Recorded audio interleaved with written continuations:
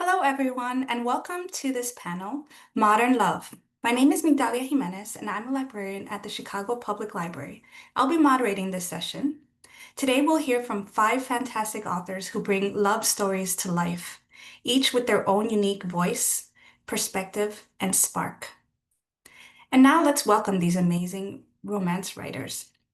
Deborah Clack, Even After This, Haven Baker, a heartfelt novel full of forgiveness and family. Melissa Ferguson, Without a Clue, Thomas Nelson Harper Collins, a perfect and entertaining mix of genres. With romance at its heart, of course. Laquette, Janae Sanders' Second Time Around, St. Martin Griffin's Macmillan. A flawless balance of steamy and emotional storylines. Jodi McAllister, An Academic Affair, Atria Books, Simon & Schuster. This enemies to lovers romance has all the banter. And Lidia San Andres, Only Friends, from Atria Primero Sueño Press, Simon & Schuster. This is a delectable summer romp through New York City. So again, thank you all for being here. And we're just going to go ahead and get started with these questions. So for my first question, I wanted to talk about the bookish theme. There are a few books in our panel today that have a strong bookish storyline. And I know readers will love that. So where I want to know what's so compelling about that and what it's like being an author writing bookish books. So Melissa, if we can start with you. At the center of Without a Clue, your book is a motley group of successful authors, the Magnificent Seven, who each write different genres, but band together to support each other's careers. Tell us how you came up with such an original and fun idea, and why do you think readers love a good bookish theme? Well, I I came up with the idea because I was going through a moment of reading Agatha Christie, and it was so fun. But also, of course, I write rom-coms typically. So this is my first rom-com mystery mashup. And really, I wrote it because I had a hard time finding the book I wanted to read. I wanted to read a mystery that would be like Clue, but really easy, really light, not gruesome. You're gonna laugh and like, rom-com. It's like rom-com with a bit of a problem to solve. And I had a hard time finding it personally, and I'm sure all the librarians who are here could be like, oh, well, I can give you 25,000 titles, da da da da da. But I, on the other hand, was a little lost. And so I was like, you know what? It's always most fun to dive into the world yourself and just write the story you want to read. And so that's why I thought it would be really, really funny and really fun to like put all these really extreme stereotype characters, like Clue type people, like the Western guy and the thriller guy and the romance girl who's like, she's basically like this fabulous purple feather boa wearing lady who writes around, and do all these extremes and have them all in a ship together to solve a whodunit. So that's why I wrote it. And as for why I think bookish books, I guess you write what you love to be a part of. And as authors, it's so easy to go back to it. And of course, Meet Me in the Margins for me and my backlist has done so well. And actually it's becoming a movie in 2026. And so we're very excited. And I know my agent called me today and was like, "You can't actually announce that. I know we're almost done with the contract. Can you back?" And I was like, oh.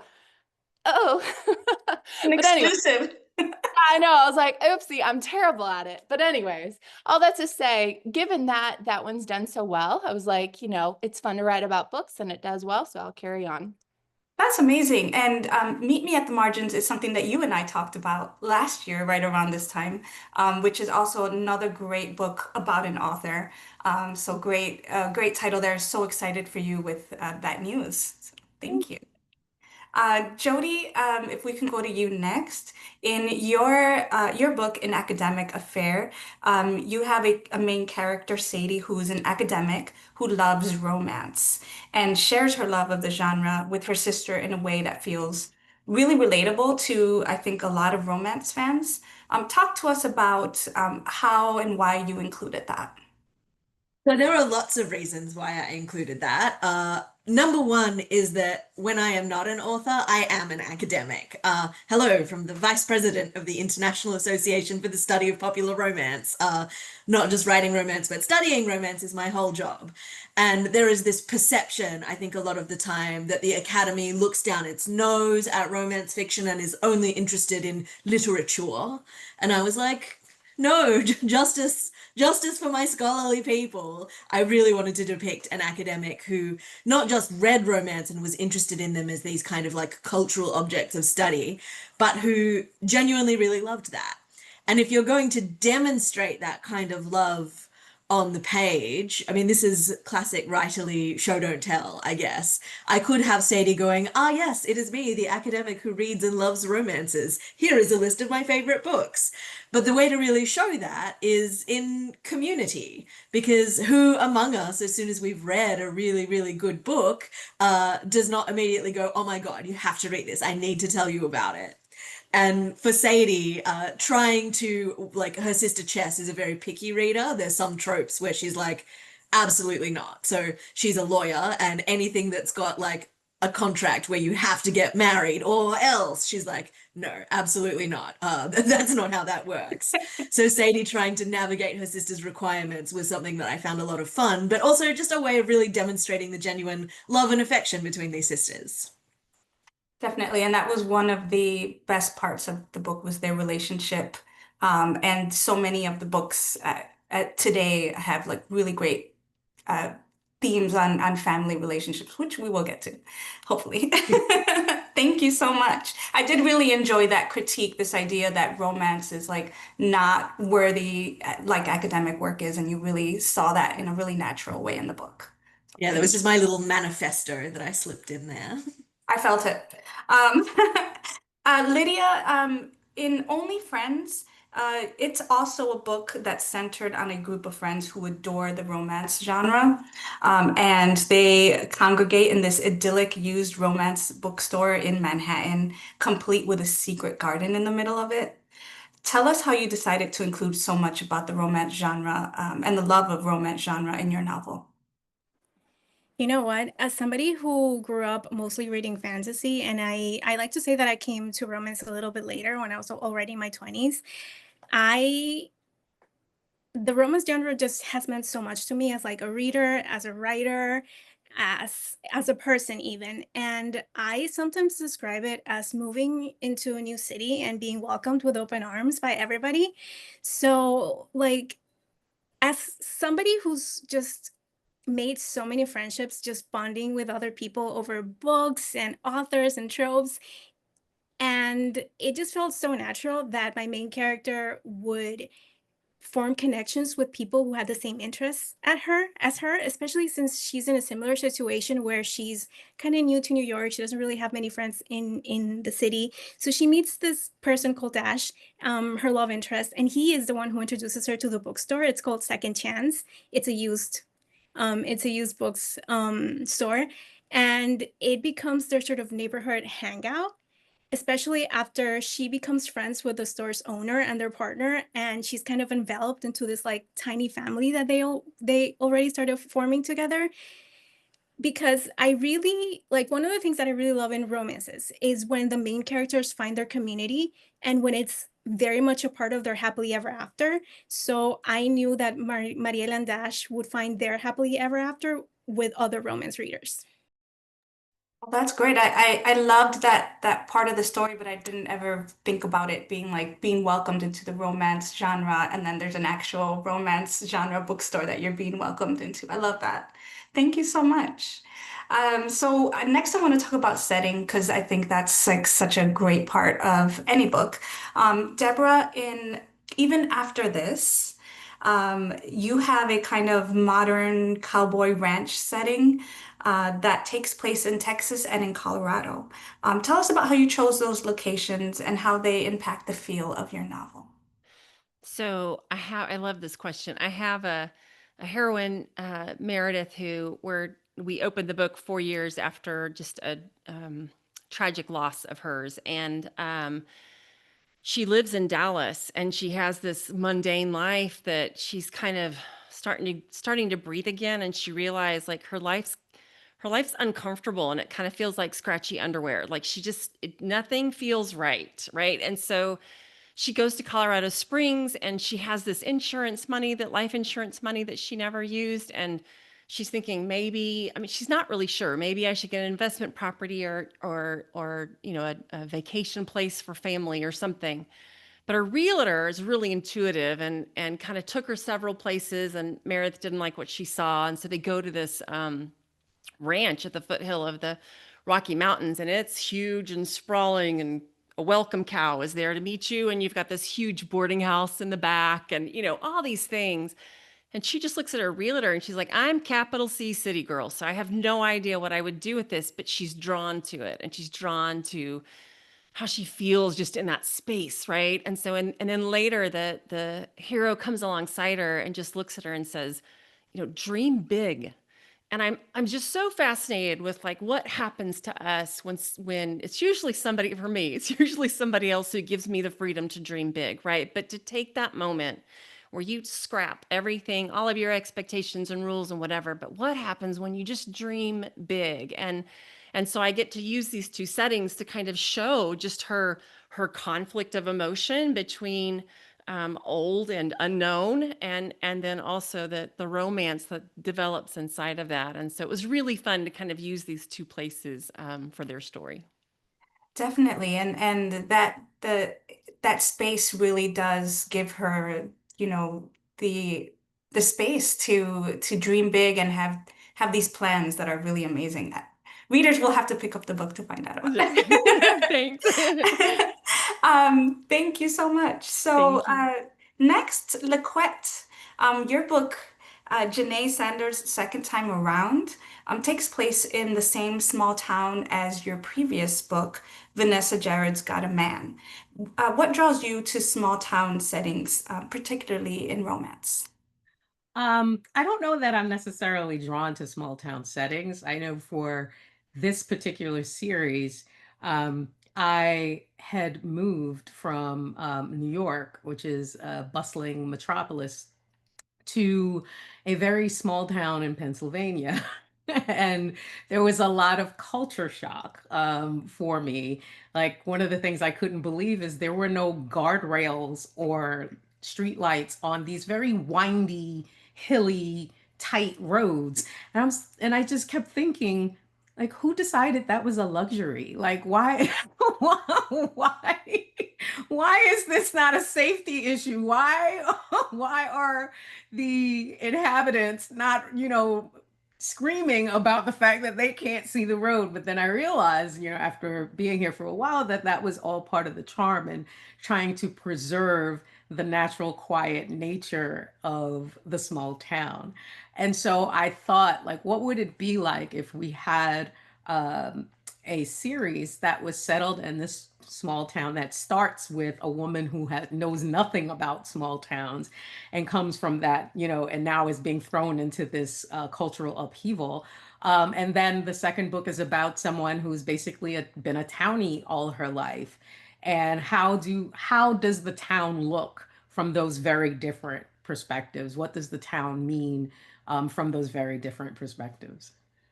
Oh, I love that because I have not gone back to read that first book yet, but it is on my TBR list. That's interesting to see that small town from different perspectives. Mhm. Thank you. Melissa, without a clue, because I really want to talk about setting with yours too, is set on a luxury cruise, which is just so cool. It's like a vintage style. It's a really great setting. Tell us more about what it was like writing in what was, an enclosed yet open setting like that, and how it informed the plot. And what was your inspiration? Have you ever been on a cruise like that? I have not. No, I've never been on any cruise. But YouTube has really informed me about cruises now. So, and TikTok. And also the scary pirate situation. I don't know if anyone's seen all the pirates. Don't, I'm like, we should never get on cruises. That's the moral of the story. There are pirates, they still live. Anyways, all that to say, this was really fun. I basically wanted to go on a cruise, so I imagined up the kind of cruise that I think would be the coolest thing ever. And basically, I Googled, like, what is the fanciest cruise that exists? And apparently, these crazy luxury liners exist that are small and cozy. Um, and probably $1 billion to go on, but they're super pretty and, gold and blue and white and everything's crisp and clean. And so I just wanted to make it really fun and more of an intimate setting, instead of a huge cruise liner. And it did inform the plot because obviously with being a mystery, it added the luxury of, like, you can't get off the ship, right? Like, the guy, whoever did it, is here, so that's handy. But also, like, your life is now, like, at risk, so not handy. So it was a good thing to have happened. But of course and as writers know, part of the fun in writing is creating new scenes and setting up new settings. And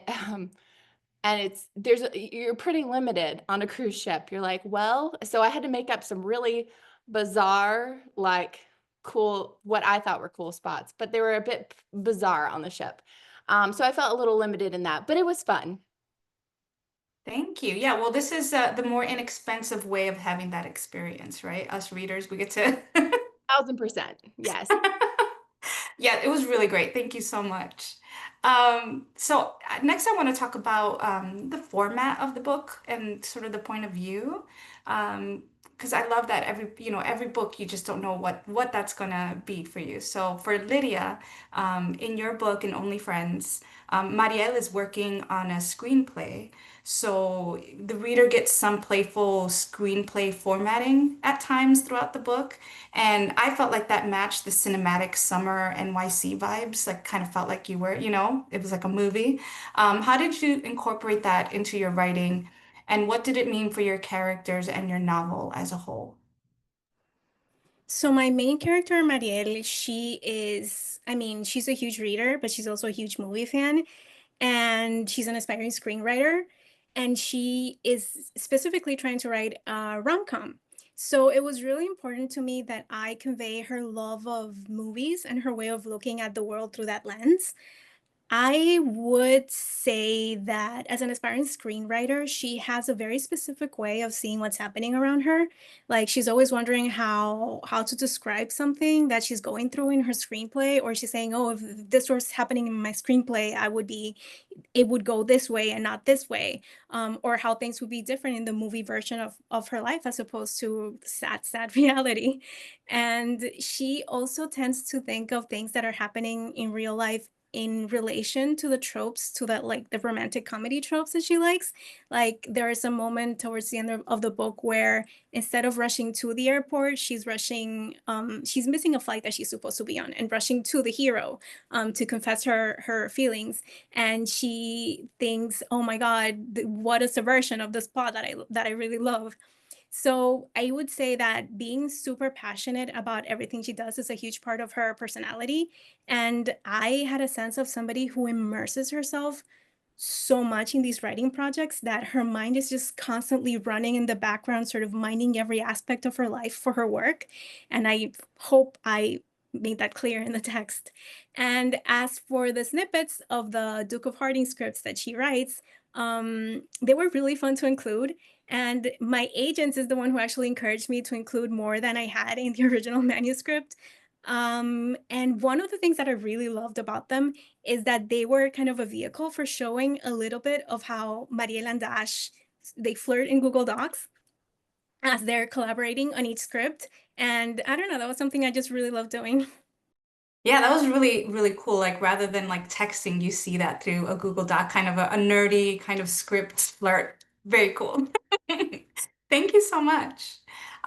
Jody, in an academic affair, it's about two academic rivals who fall in love, and you use alternate point of view to tell their delicious love story. I love how you captured their distinct voices, both main characters. Tell us about how you did that, including not only the dual point of view, but also the amazing banter that readers are going to love, and the use of footnotes, which I think you probably I'll say I read a lot of romance. I don't think I've ever seen footnotes in a romance novel.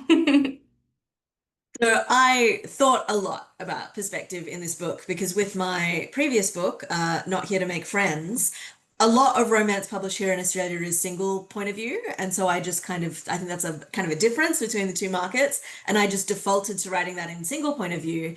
And then when I turned the manuscript into my editor, she was like, guess what? It needs to be dual point of view. And she was absolutely correct. That was not a note I wanted to hear at that time because that was a ton of structural editing. Oh my goodness. But I was like, okay, this is something that you really have to seriously think about when you sit down and write your next book. So with An Academic Affair, I was like, okay, what is correct here? And because Sadie and Jonah are rivals, there's so much banter, there's so much back and forth, I was like, okay, I think we literally have to go back and forth between their voices. Dual perspective is absolutely the right choice here. And when it came to developing their own individual voices, because they are academics and that is so like intrinsically a part of their identities, I started by thinking about what kind of scholar they were. So Sadie is what I often call so let's unpack that scholar, where she'll take some big concept that sounds very complicated or is a little bit jargony. So one that she explains in the course of this book is eucatastrophe, the moment where when it seems like everything is lost and nothing's ever going to be nice again, something good happens, that like moment of sudden flash of joy. And so she's like, okay, here's this concept. Let me break it down for you. So she functions like a public-facing academic in that way, and she's got quite a direct style of communicating, and she's quite a direct person in many ways. Jonah, on the other hand, has grown up in this like literary dynasty and has a lot of bad habits he needs to unlearn. I didn't want to write two people who'd been rivals for 15 years who feasibly could have got together 5 minutes but after they met and it would have been fine. So I was like, okay, I've got to give this boy some bad habits. And I was like, okay, what kind of scholar is he? And I was like, oh no, he is a footnotes bro, which is a style of scholarship I personally despise. If it's important enough, put it in the main text. But then it actually really kind of started to work. It worked with his voice really well because he has known for a long time that he's in love with Sadie, but he's been sublimating it because if he fully acknowledges that to himself, then it will consume him. And so for a long time, his love for her it's kind of down there in the marginalia. It's down there in the footnotes. And one thing that happened in editing that I'm still a little bit sad about, it was the right move, but I'm still sad, is the initial moment where I had Jonah finally admit he was in love with Sadie to the reader was in a 1,500 word long essay in the footnotes. And my editor was like, no, Jodie, think of the audiobook. But I'm like, no, that's exactly what he would do because he's a footnotes bro. But yeah, that's how I established their voices. Yeah, and they definitely seem like two different people, which is always like a bit of, author magic that you're one person writing two different voices. Loved it. Yes, the footnotes was great. I'm looking at the notes. I'm sorry, at the chat. The footnotes were really fun. And we're about halfway through. I just want to remind everybody, if you do have any questions for our speakers, our authors, please put them in the Q&A and then we can definitely get to them if we have time at the end. But yes, thank you. So next I want to talk about, we've used the term second chance a couple times. And so second chance slash, well, what I'm going to call grown folks romance. So I'm going to start with you, Liquette. A review of a previous book that you wrote. A reviewer called it grown folks romance, and that stayed with me because that perfectly describes this novel too. Tell us about where you think this fits into the romance genre, which tends towards, not always, but tends towards younger characters, and what draws you to writing couples with a shared past. Well, first of all, I'm almost 50, right? And so romance is not dead for me. And so I don't think it should be dead for characters either.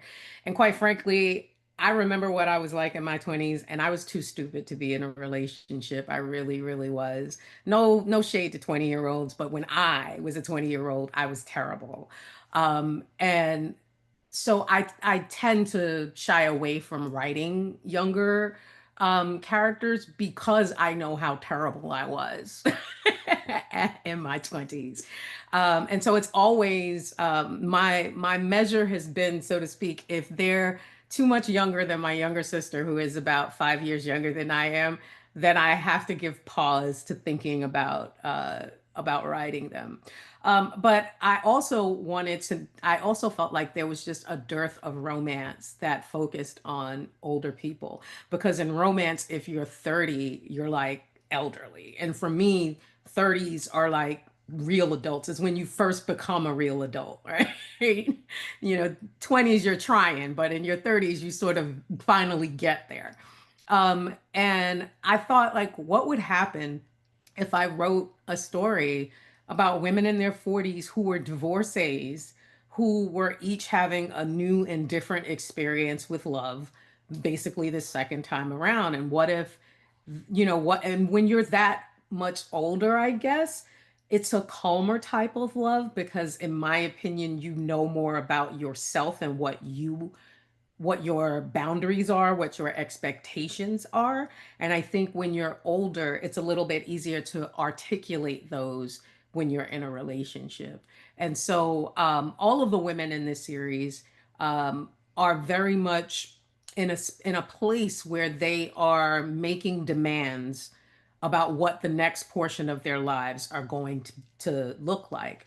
And for Janae, especially, she is a woman in her mid 40s who has a 16-year-old child who has a really traumatic divorce behind her, who she has had to work through a lot to become a co parent with her ex husband. And all these things sort of layer what love should look like to her. For her, it's not going to be as easy as he's fine. Let me just, let's hook up. There's so much baggage, but also so much at risk for her to give her heart to someone. And so I wanted a story where this woman who has been strong for everyone else finally has a partner whose only desire is to take care of her and allow her to rest and live in a soft life. And I think that's what Adam provides for Janae, even though Janae hates that idea. Like, she does not want to be soft. She feels like being soft is too vulnerable, and to be vulnerable is to be weak. And that is not what she wants. That's not what she thinks she wants out of life.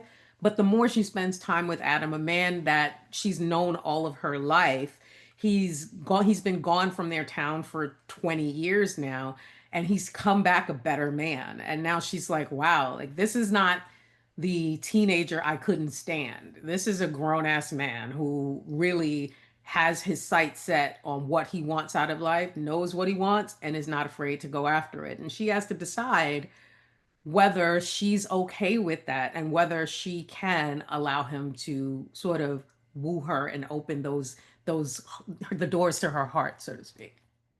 Yeah, and I think you did that so well. Like each Thank one you. of the characters are going through a journey, have gone through a journey, and are trying to leave some toxic stuff behind in their lives and like have a HEA together, have their happily ever after together. So I really loved it. Absolutely. As a woman of color in her mid-40s, I very much enjoyed that. So thank you.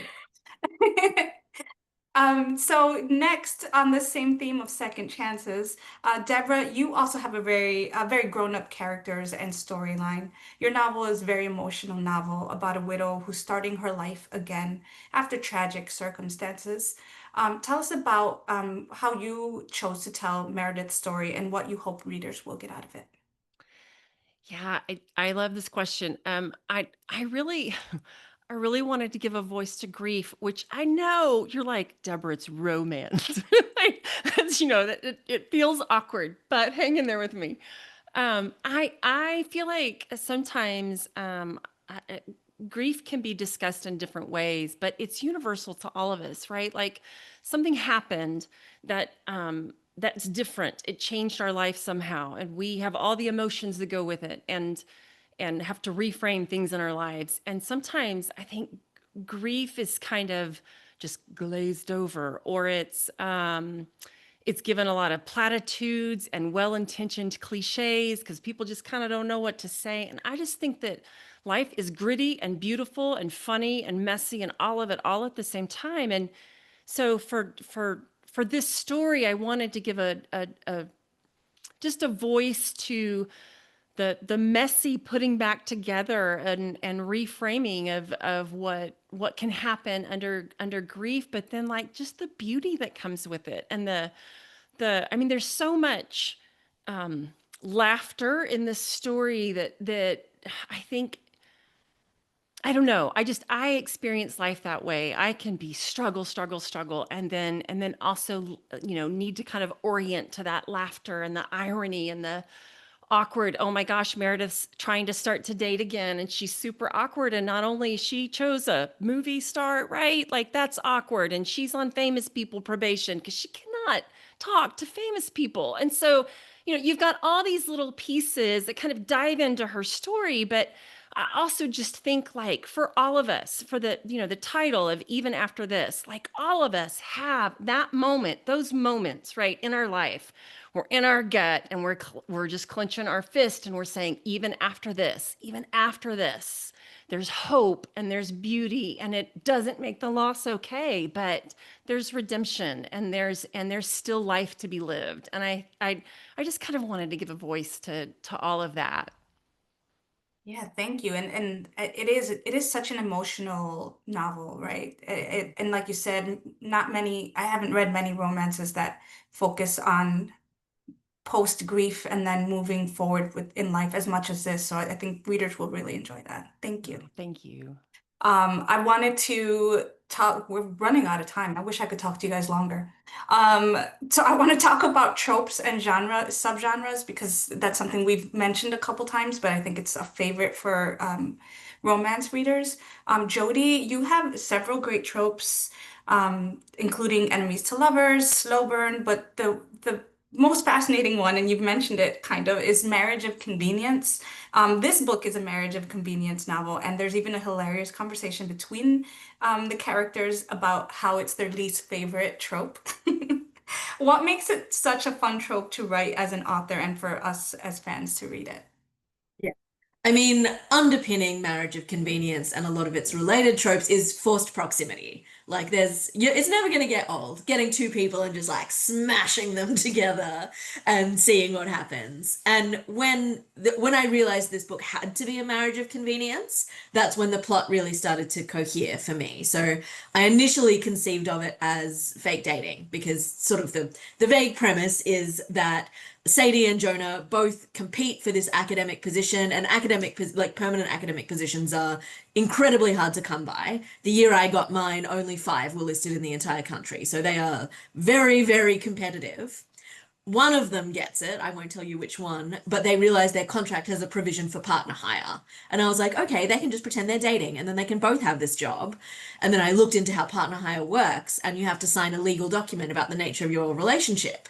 And if they said they were dating and they weren't, they could go to prison. And I didn't really want that on the table for them. And then I was like, oh, but if they say they're married and they are, even, you know, if they're not romantically involved, that's still true. And I was like, oh, this is good. This has got some juice in it. Because marriage of convenience, the stakes are so much higher than in fake dating, because you've got this legally binding connection between you that is difficult to disentangle. And there's this incredible level of trust that has to go into entering into an arrangement like that. And also, what I thought about a lot was kind of the domesticity of that after the marriage of convenience. It's not like they can just go back to their separate homes. No, they're married. They've moved to this new city to take this job. They're living together, and it's in the kind of like intimacy of this shared life they start to build together that the romance really grows. And there is a scholar that I really like called David Shumway, who talks about romance in two ways: as passion, as something that just kind of happens to you, you fall in love, and that is something you have no control over, but also intimacy, which is something that happens between the lovers that they build together. And I really was thinking a lot about that idea of intimacy after Jonah and Sadie got married, and how through that process of living together, of being married, even though it wasn't yet romantic, they could find that romance. And that was so much narrative fun to play with. Yeah, it was so amazing to get to know both of them, and then the joy of seeing them fall in love together was great. Thank you so much. Melissa, you also have a couple of tropes, but what I really enjoyed was that mashup of like rom-com, thriller, mystery. We kind of talked about it a tiny bit before, but this is something I've never really seen that quite that mix. How did you balance them all?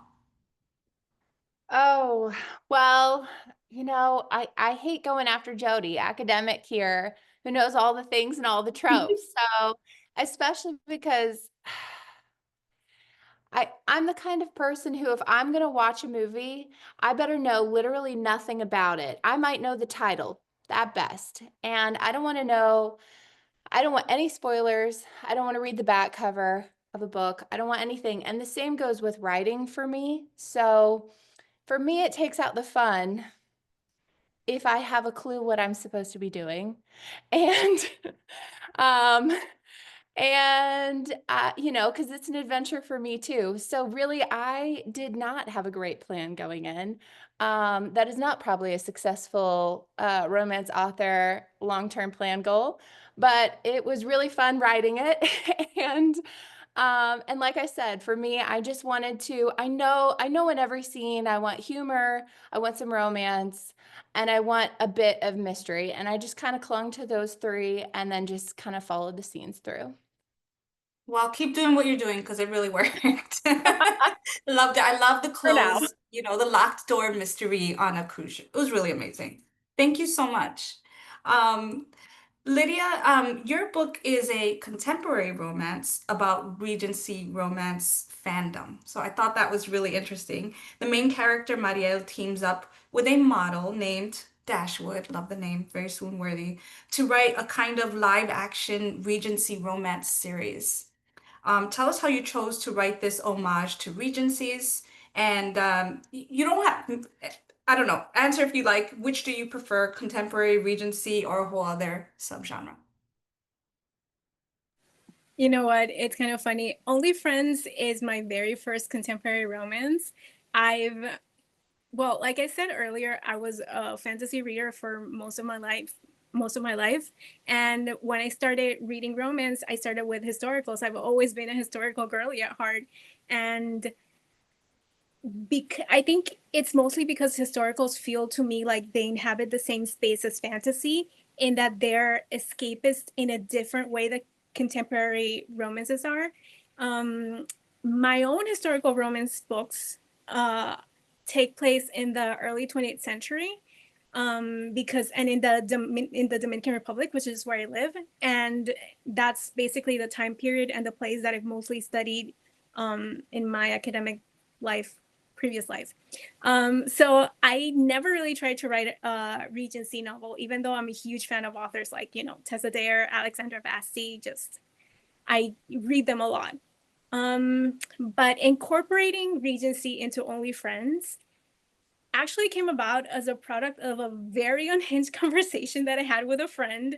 So the thing is about the Regency era is that it's been such a pillar of historical romance for so long that it seemed wild to me that, at least at the time when I came up with the idea for Only Friends back in 2021, the Bridgerton series was pretty new, and it was the only sort of romantic Regency themed media that I had seen outside of a Jane Austen adaptation. So one day I messaged a friend out of the blue asking her why there wasn't more spicy romantic media set in like a Regency world. And the idea for the Duke of Harding just immediately popped into my head. And one of the things that I loved about it is that a Regency Duke is a very recognizable archetype that I felt like my characters could have so much fun with as they wrote content for social media, and that other Regency lovers would sort of get a kick out of the way they write like popular social media tropes like get ready with me to tell the wallflower that I love her, or what I eat in a day as a cynical duke. So that sort of those popular tropes, but with a Regency twist, I just thought would be a lot of fun to write. Well, it was a lot of fun to read, and I know readers are going to love it, so thank you. All right, so we're going to talk about series now. One of my favorite things about romance is there are so many series that you get to see your favorite characters again in the next books, but they also work as standalones, just the best of both worlds. Deborah, in your book, Even After This, it is the first in the Shelter and Sky series. Tell us why you chose a series and what's in store for the next installment. Um, I I can't think of books as not as standalones. Like I just anything that I read, I am immediately like, so what's their story? With this little side characters. Well, what happened to them? Well, where's their HEA and who challenged? I mean, just I am constantly thinking that when I'm reading everybody else's book. I'm looking at all of you on this list, and so I am constantly thinking that, and so that's the way that I write. I'm for sure focused on my, hero and heroine, but I also, these people that I start to fall in love with that I'm writing. And so with the Shelter and Sky series, so I just can't not write in series form. I don't think. I mean, I would like slide under the carpet the next book, if somebody told me to write just a standalone. But anyway, um, this for Shelter and Sky series, overarching is this development of a nonprofit. So you see kind of the creative piece of it in the first book. And the second book, you're kind of building the barn, the legs of it all. And then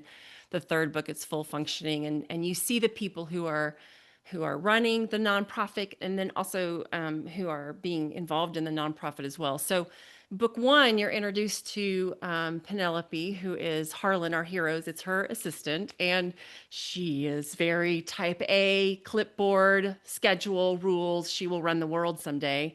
And so it's her story in book two. And she really wants to have a different job. She wants to be more involved with the nonprofit. But in her world, you prove yourself and you show that you're worthy. And that's what she was taught. And she has a tough backstory that taught her that, right? And to straighten up and follow all those rules and prove your worth. But she makes a mistake.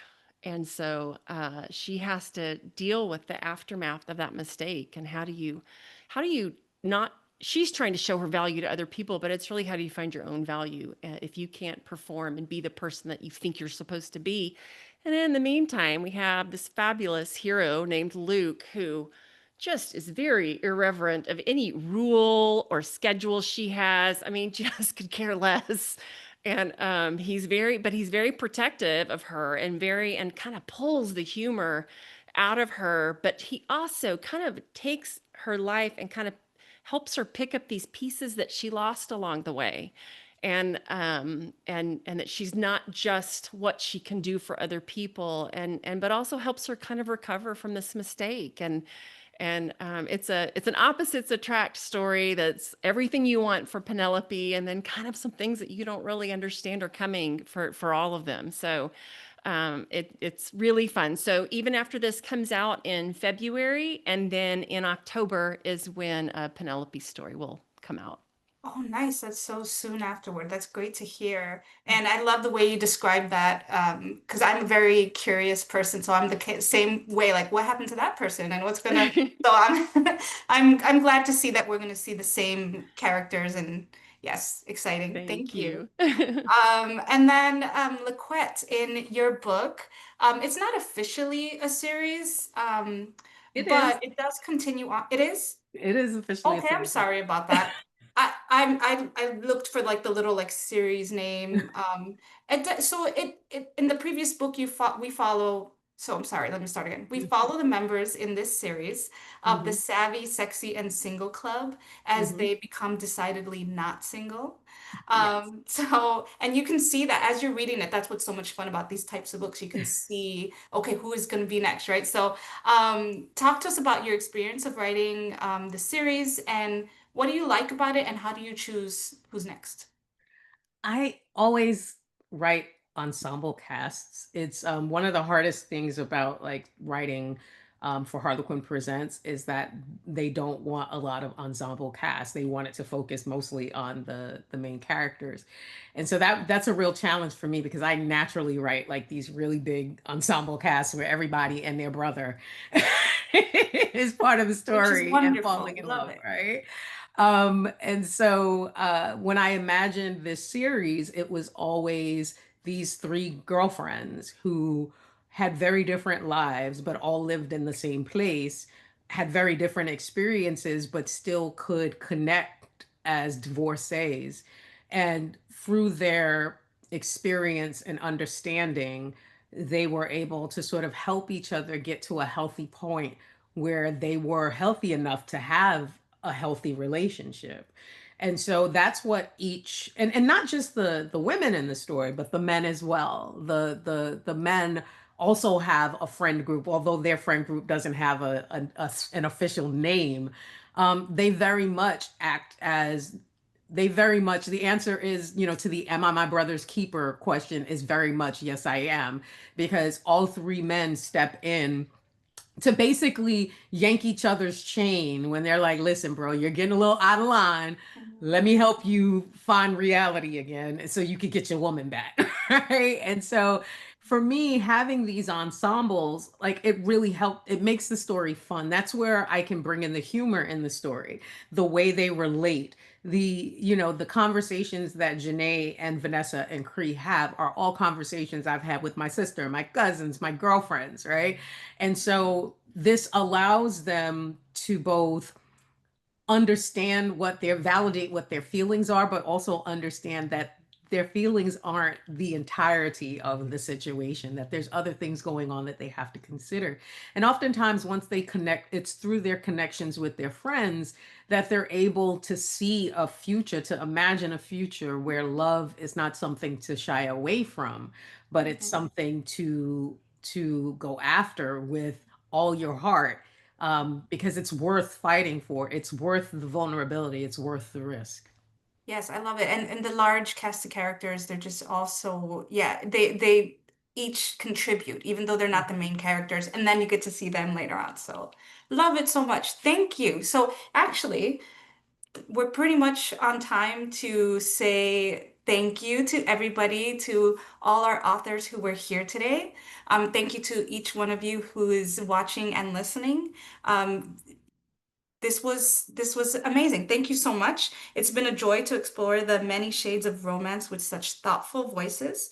Thanks for making the session feel like a story worth swooning over. And we'll have the final session of the day coming up, the closing keynote with Paula McLean. So thank you, everybody. It was great speaking to you.